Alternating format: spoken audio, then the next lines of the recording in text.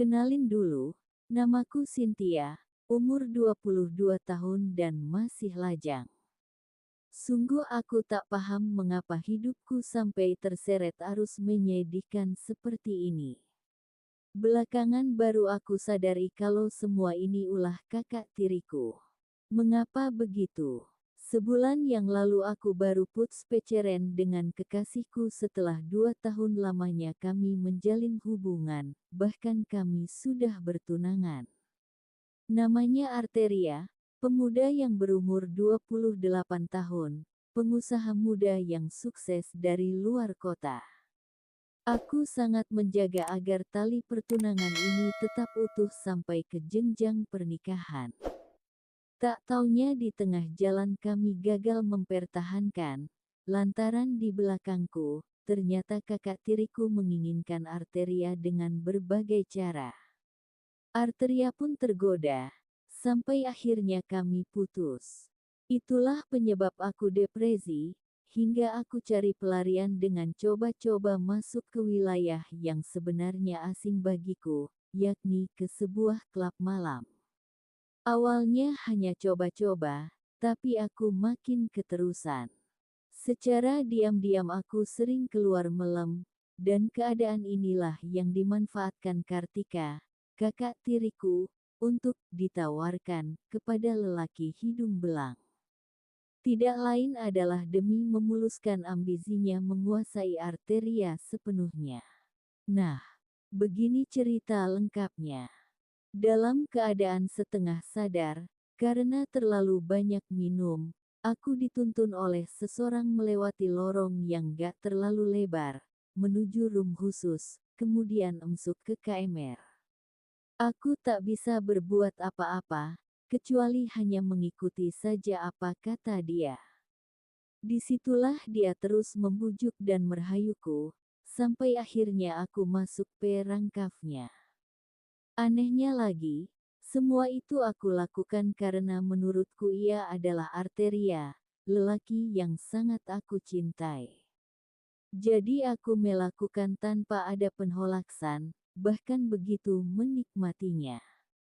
Sentuhan penuh hasrat dari partnerku itu membuat tubuhku bergetar pelan, mataku masih terpejam karena kelopak itu terasa berat. Namun, suara deru napas yang melingkupiku terdengar begitu jelas. Lambat, tapi yakin gerakan pria itu membimbingku menuju ke sebuah penyatuan yang sempurna. Arg. Pekiku saat selafut darahku terhoaks karena lorong yang masih ori diterobos oleh seorang yang aku anggap tunanganku. Oh, ternyata kau masih ORI. Rutuknya setengah tak percaya bercampur panik.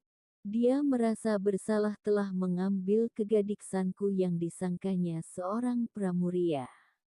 Matanya memicing penuh selidik, sejenak kemudian dia berkata, "Mbak, aku akan memberikan kompensasi yang besar untukmu malam ini."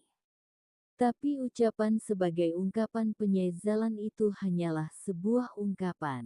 Buktinya, ia bukannya berhenti, malah semakin larut dalam permainan yang semakin zero, panas dan brutal.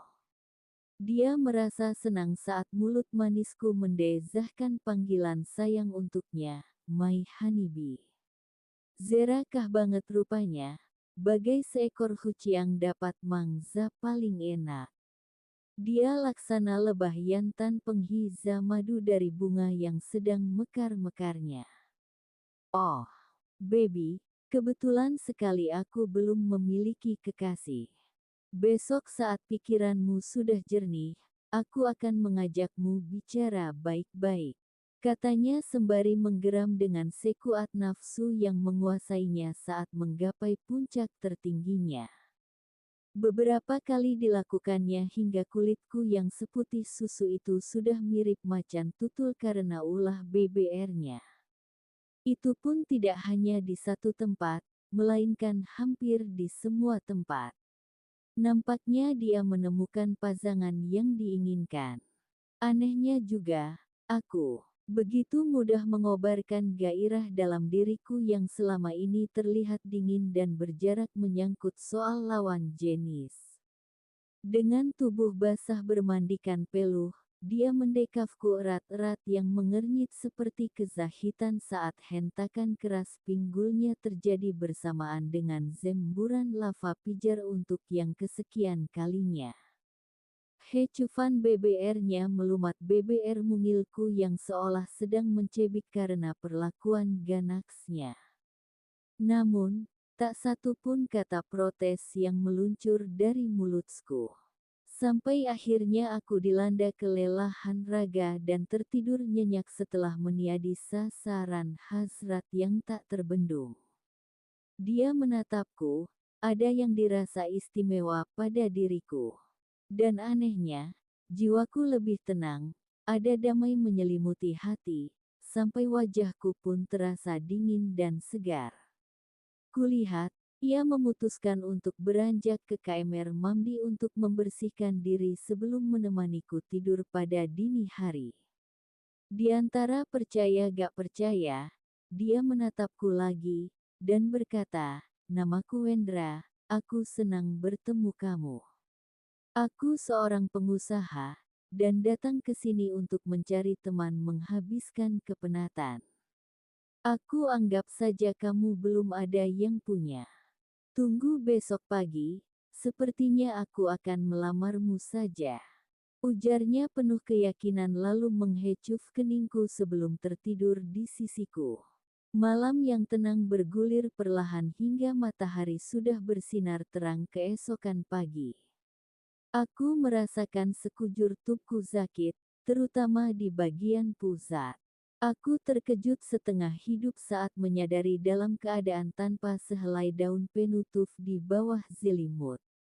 Sepasang lengan kekar berbulu lebat menghelukku erat. Terlebih kagetku lagi, karena bentukan memanjang di bawah sana bersentuhan dengan kulit hulukku. Oh, ini sungguh gila. Aku mabuk semalam dan TDR dengan pria yang tak kukenal. Bagaimana ini?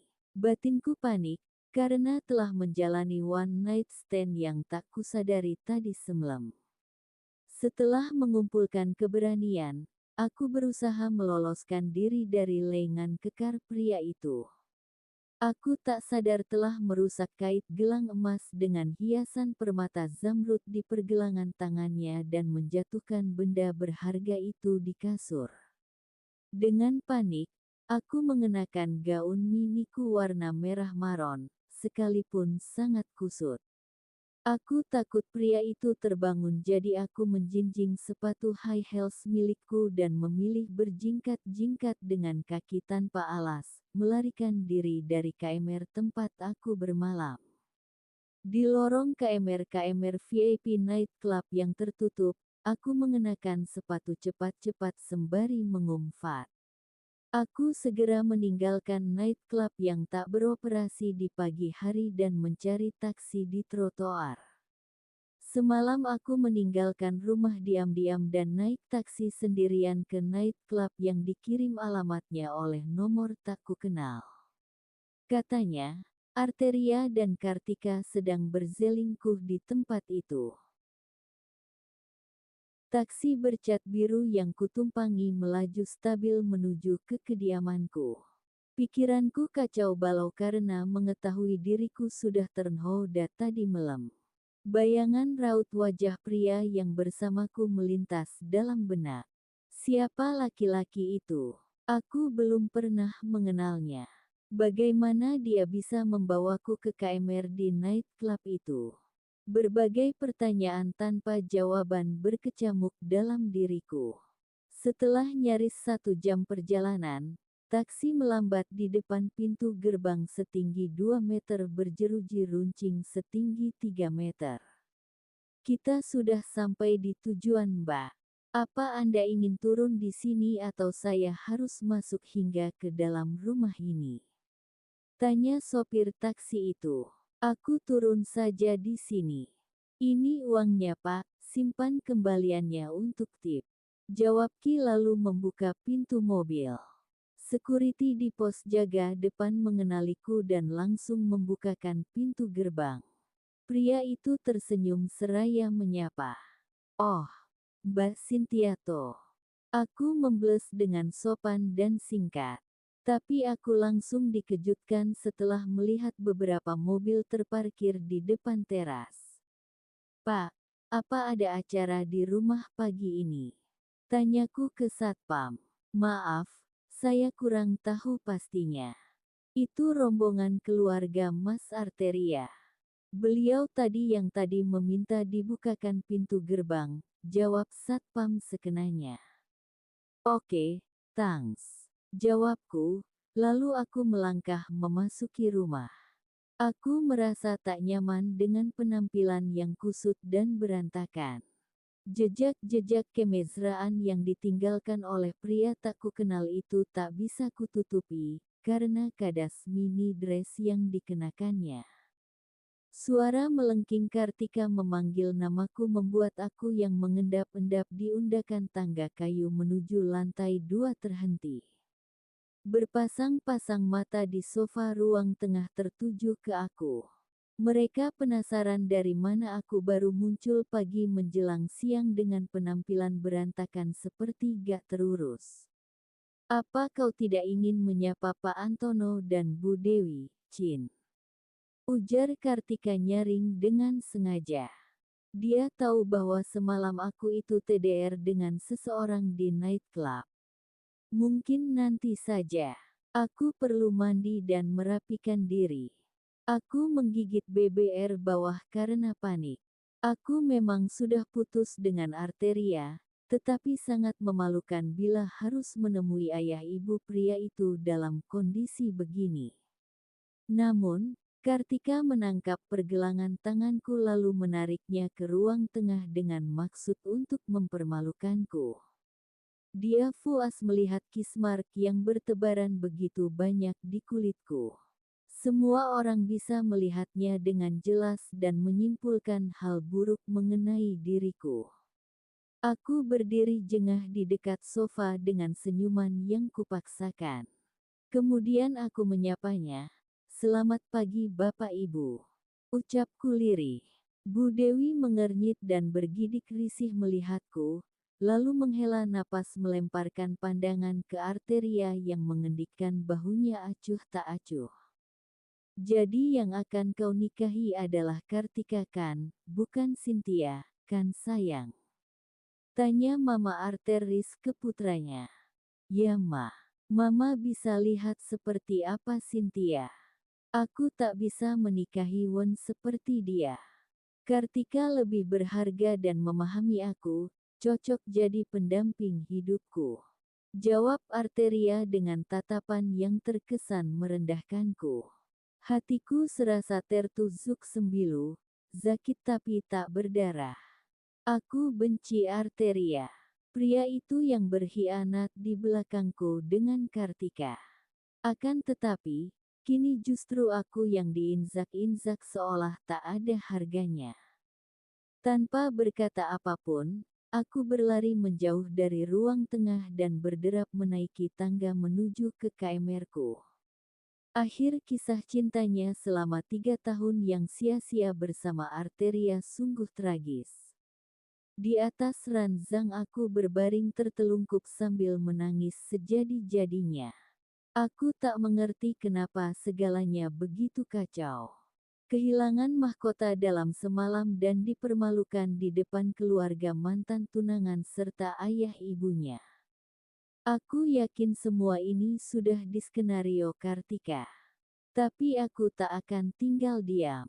Aku akan membalasnya nanti. Bagiku, tak ada lagi yang bisa aku banggakan. Dia tega mengkhianatiku, aku pun akan melakukan hal yang sama, begitu hal buruk mulai memasuki otakku. Saat aku tengah dilanda kesedihan itu melanda, Kartika mengetok pintu kamarku. Ia memberitahu kalau ada yang menunggu di luar sana. Aku yang lagi malas, akhirnya bangkit dan menghampirinya. Kaget bukan kepalang, ternyata pria yang bersamaku semalam. Kalau diizinkan, bolehkan aku masuk ke rumahmu? Katanya sembari menatapku dalam-dalam. Untuk apa? Untuk menghantarkan masa depanku lagi. Tukasku penuh prasangka. Aku ingin ketemu ortuku, atau keluargamu, ujarnya. Untuk apa? Mau mengabarkan kepada mereka kalau kamu berhasil memperdaya aku kan? Jawabku ketus. Tidak, aku ingin menyampaikan permohonan, bahwa aku bermaksud untuk melamarmu. Aku diam tak berkata-kata, antara menangis dan bahagia bercampur jadi satu. Tapi kulihat ada keseriusan di matanya. Saat itulah dia menerobos masuk, dan langsung menemui mereka yang lagi kumpul-kumpul membahas hari pernikahan Arteria dan Kartika. Maaf Bapak Ibu kalau mengganggu. Perkenalkan nama saya Wendra Aditama. Saya datang ke sini berniat baik-baik untuk melamar Cynthia menjadi calon istri saya. Begitu katanya dengan suara lantang dan tanpa keraguan. Aku yang mendengarnya, jadi setengah oleng karena belum percaya. Anehnya lagi, ternyata Wendra adalah kolega bisnis dari Arteria. Inilah momen yang tak pernah kuduga, dia hadir di saat yang tepat, saat aku tengah menjadi bahan cibiran dari mereka yang berusaha menjatuhkan kredibilitasku. Semoga kelak akan kutemukan kebahagiaan yang hakiki bersama pria yang tulus dan bertanggung jawab. Sekian dan terima kasih.